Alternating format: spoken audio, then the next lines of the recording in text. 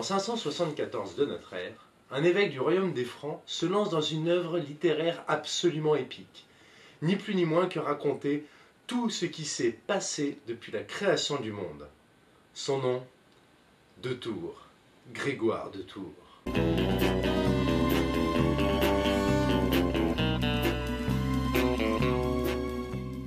Grégoire est né en Gaule en 539 à Clermont-Ferrand, au sein d'une des plus anciennes familles gallo-romaines converties au christianisme. On trouve dans sa généalogie de nombreux évêques et même un saint.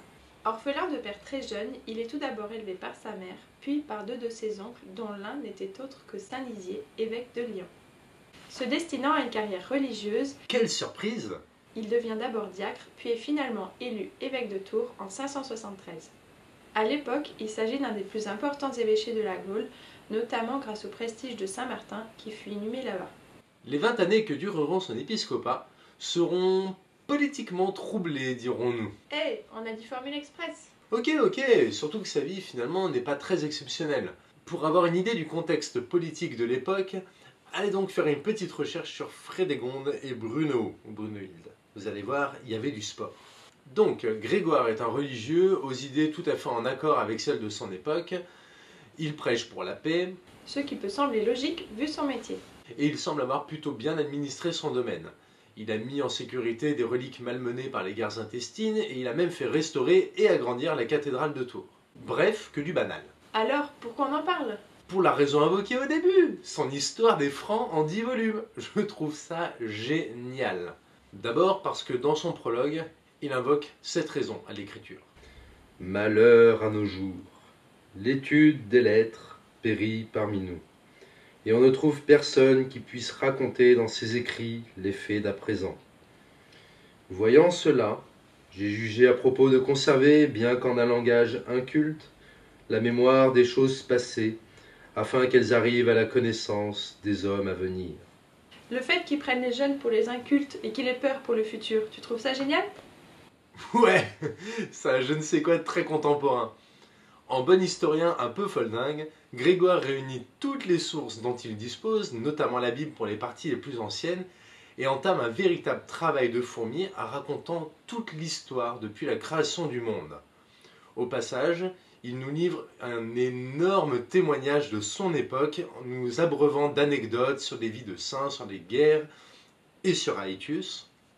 En bonus, Grégoire entreprend de noter avec le plus de précision possible le temps écoulé dans chaque partie, ce qui lui permet, à la fin des 10 volumes, de dater exactement la création du monde.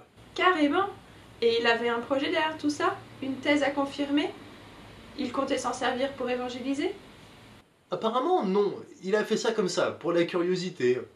Ce qui a donné, à la fin du volume, de la création du monde au déluge, 2242 ans. Du déluge au passage de la mer Rouge, 1404 ans. De la mer Rouge à la résurrection du Christ, 1538 ans. De la résurrection du Christ à la mort de Saint Martin, 412 ans. De la mort de Saint Martin à cette année, 168 ans.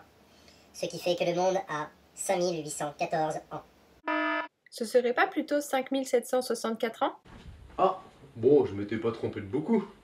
Dans sa conclusion, Grégoire note quelques conseils pour ceux qui liraient son œuvre à l'avenir. Tout d'abord, il leur enjoint de ne pas brûler ses livres ni d'omettre des passages sous peine de chaudron brûlant jusqu'au jugement dernier. C'était radical la protection des œuvres à l'époque. Il conclut en proposant à qui le veut de réécrire toute son œuvre en vers, vu que lui se trouvait apparemment nul en poésie. Si l'exercice vous tente. Malgré son jeune âge et une vie d'évêque bien remplie, il nous laissa, outre les 10 volumes de l'histoire des Francs, une dizaine d'autres ouvrages concernant presque exclusivement la vie des saints et leurs miracles. Même si les récits de Grégoire sont souvent émaillés d'erreurs ou de superstitions, Croyance! qui peuvent nous faire sourire, ils restent néanmoins essentiels pour notre compréhension de toutes ces décennies. Voilà pourquoi nous avons jugé utile de vous faire une bio express de Grégoire de Tours. Vous pourrez trouver dans la description quelques liens si vous voulez en savoir plus. J'en ai un bout. Ah oh là là, j'ai hâte d'écouter ça. Il s'éleva alors parmi les habitants de Tours de cruelles guerres civiles, et pendant que Sicaire, le dit fils de Jean, célébrer Noël, entre autres avec Ostrégisil. Oh là là, c'est au moins du Baudelaire tout ça.